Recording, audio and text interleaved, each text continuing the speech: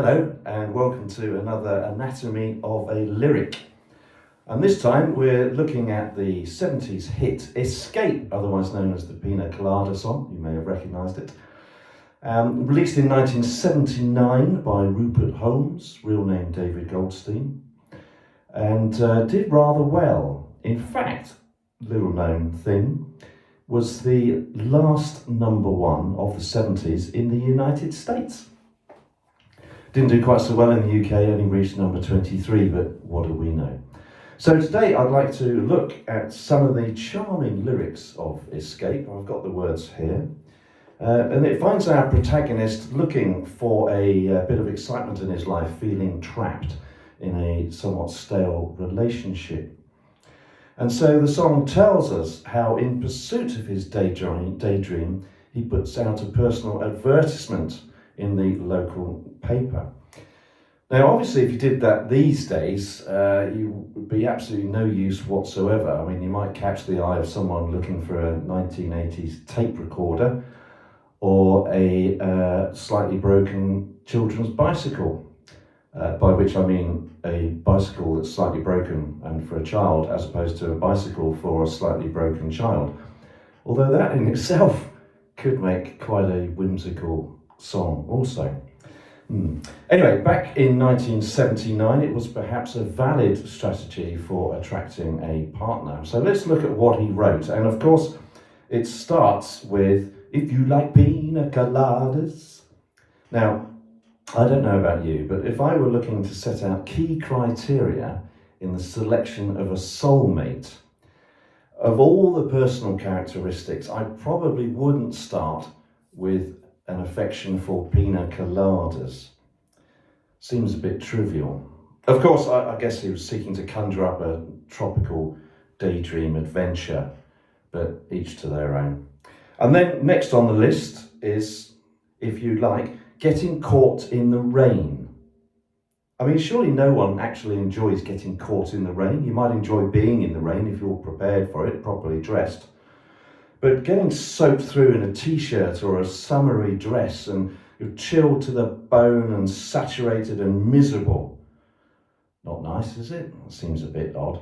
And he goes on, if you're not into yoga, again, quite a niche objection, but if you have half a brain.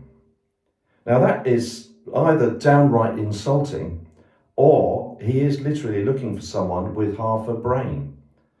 Doesn't specify which half, but I guess it would mean that that person was either entirely logical and linear thinking or completely arty and creative.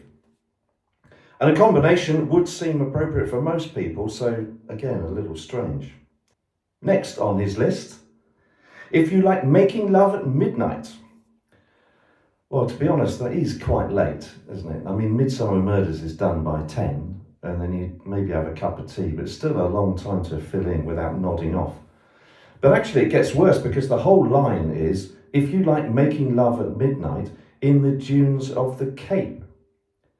So it's not only staying up till midnight, but it's having to make your way to a sandy coastal headland, which is not very convenient from Bracknell or Nottingham.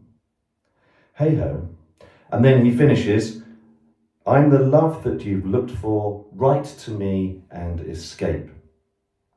Note that he doesn't include any contact details. Admittedly, it may be tricky to fit a post office box or a telephone number into the meter of the song, but I think authenticity is very important, don't you? But no matter, even without clear instructions, a reply does come forward, which brings with it a few problems of its own. Goes on, the mystery respondent, who by the way makes no reference to the search for a bicycle, interesting, confirms, yes, I like pina coladas. Fair enough, that was clearly a deal breaker. And getting caught in the rain, really?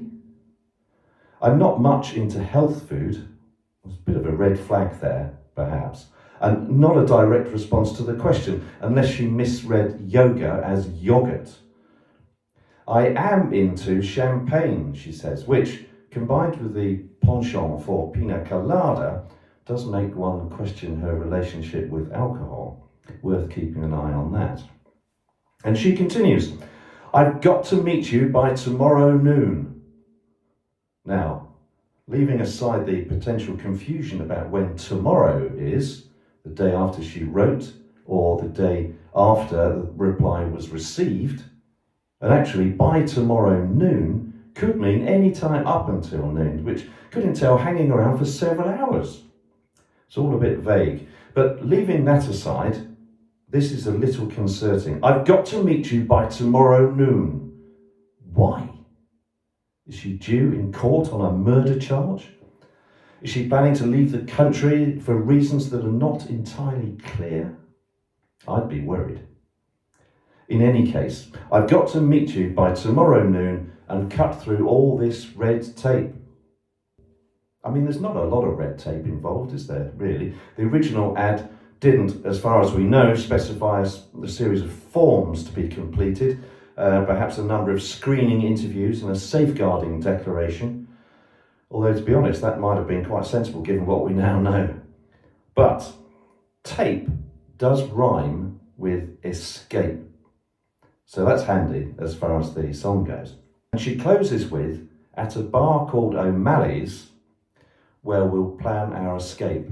Now, that is also not particularly helpful because she doesn't specify which O'Malley's she's referring to. And I reckon there are a lot of bars in the world called O'Malley's, most of which I suspect being the sort of place where if you ordered a Pina Colada, someone could very well smash your face in.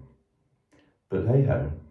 So all in all, that short message has introduced several major concerns about the person who has replied and left all of the arrangements in a state of total confusion.